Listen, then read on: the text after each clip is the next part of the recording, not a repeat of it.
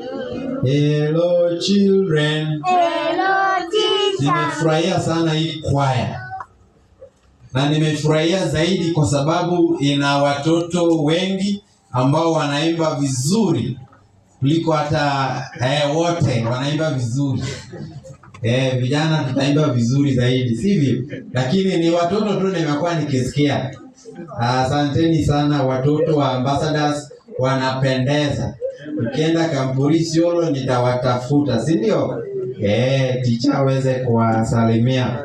Kwa hivyo hadithi ya leo yetu ni hadithi ya mtoto mmoja na mzazi baba yake. Mtoto huyu alikuwa akiitwa Pendo. Alikuwa akiitwa nani? Pendo. What was her name? Her name was Pendo. Pendo was in grade 3. Pendo was in grade 3. Ngapi wa grade 3? Good girl. So Pendo was in grade 3. Na alikuwa akiishi na baba yake na mama yake. Na alikuwa akiishi katika nchi ambayo kuna milima na mabonde. Milima kubwa kubwa na mabonde. Sivyo? Tunajua milima mengi, si ndio? Mlima Kenya, mlima Kilimanjaro, mlima Suswa. Hizo zote walikuwa akiishi hapo. Na mlima hizi zilikuwa mlima ambazo zinatapika. Umeona mlima ikitapika? Mlima watoto, mlima inatapika. Jinsi ambavyo mtu anatapika. Mlima inatapika. Mlima Kenya ukitapika hapa, wote hapa tutaungua, tugeuke mawe, sivyo? Mlima inatapika moto, na moto huo unakauka, unakuwa mawe. Kwa hivyo walikuwa naishi karibu na hiyo mlima ambazo zilikuwa zikitapika moto. Na si mara ya kwanza, si mara ya pili mlima huo umekuwa ukitapika. Mara ya kwanza ilipotapika iliangamiza watu. Na Pendo alifurahia sana alipozaliwa, hakuwahi ona mlima ukitapika. Alipenda kuzuru, kupiga picha, akamwambia dadi na watoto wengine, dadi, leo nimeenda mlima nikachukua mawe ndizo hizi. Anaziosha, anaziweka kwenye kikombe chake. Kwa hivyo Pendo alikuwa mtoto ambaye anapenda kuzuru viumbe vya Mungu kama mlima, sivyo? Nasi pia kama watoto wa ambassadors tutaenda wapi? Mlima Kenya, tutembee pale, si ndio? Ama Longonot. Kama teacher atakupeleka, mimi nitawapeleka, sivyo?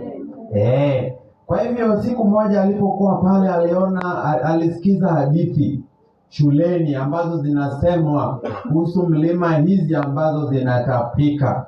Aliambiwa hadithi shuleni na akashtuka, lakini akasema, nimependa kuzuru kule mlima, na huko ndiko naendanga baada nikitoka shule. Naenda pale kutembea, kuona wanyama, kuona eneo yote, maana ukisimama kule kileleni unaweza tazama kila mahali. Na naomba Mungu, maana nikisimama kileleni mwa mlima kule nakaribia Mungu sana na zaidi. Kwa hivyo hadithi hizi hazikumshtua. Siku moja usiku walipokuwa kilala, wakasikia kelele. Kasikia watu wakipiga nduru na mayowe. Watu wakatoka nje. Mlima ulikuwa unatapika. Mlima ulikuwa unatapika. Lakini Pendo hajawahi ona mlima huo ukitapika. Kwa hivyo naye alisimama. Kaambia dadi, nataka kuona. Dadi, ona vile kinatapika, ni nzuri, si ndio? Dad, it is beautiful, si ndio? Akaona ile tunaita lava, si ndio? Kinatapika, kinateremka, kinakuja, watu wakikimbia, mifugo zikikimbia. Lakini Pendo akasimama na baba yake wakitazama. Baba yake naye wakamchukua, wakamwambia, ndio mwanangu, twende tukaitazamie mahali penye tutakuwa na usalama, sivyo? Pendo akakubali, wakaenda kule. Kufika kule, watu wakitazama kwa uoga, Pendo alikuwa anatazama kwa furaha, akishukuru Mungu.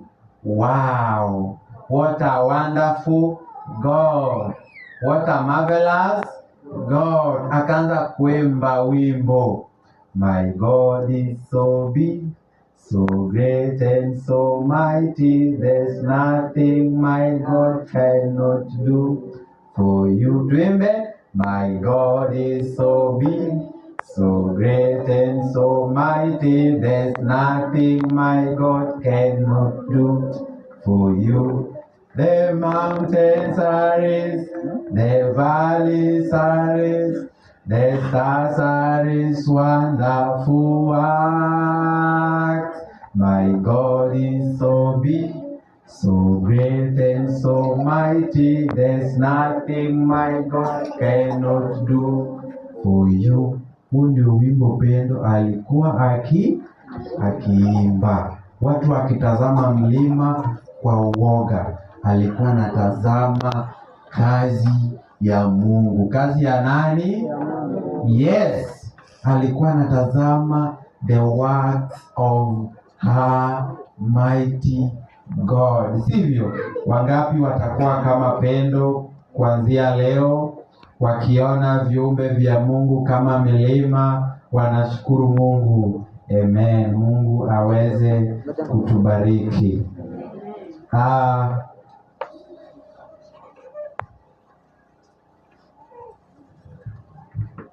Tutaweza kuendelea hata mzee anaposhughulika. Sasa kwa wazee, kwa vijana na wale wote ambao wamesalia, tutaweza kuingia katika fungu letu la siku ya leo. Vijana walikwisha